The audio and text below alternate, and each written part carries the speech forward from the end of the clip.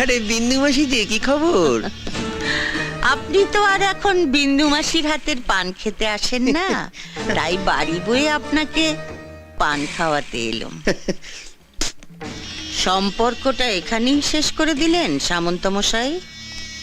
এ তুমি কি বলছো মাসি? তোমার সঙ্গে আমার সম্পর্ক কি আজকের?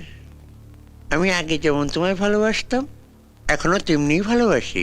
এর চেয়ে বেশি বলার আগে আপনার লোকদের সরে যেতে বলুন শান্ত মশাই। দেখলে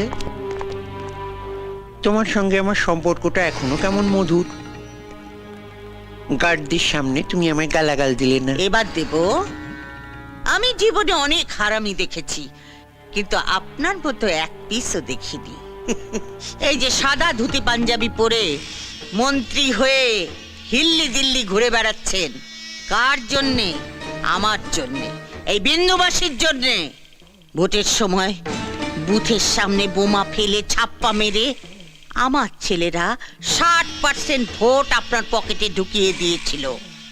তারপর আপনি জিতেছিলেন, তারপর আপনি মন্ত্রী হয়েছেন।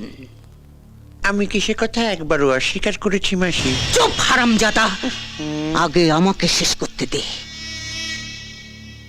আমাকে কথা দিয়েও টিকিটটা বাবলু কোলেকে পাইয়ে দিলি। বাবলু আর বড় কাছে মই লাগিয়েছিল।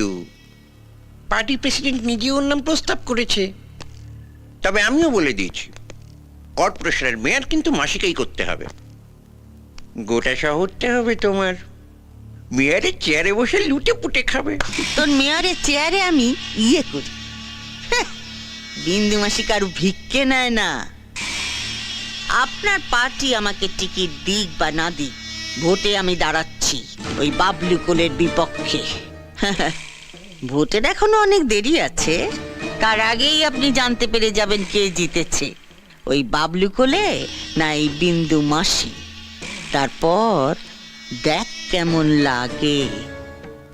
এই চলে আয় সবাই।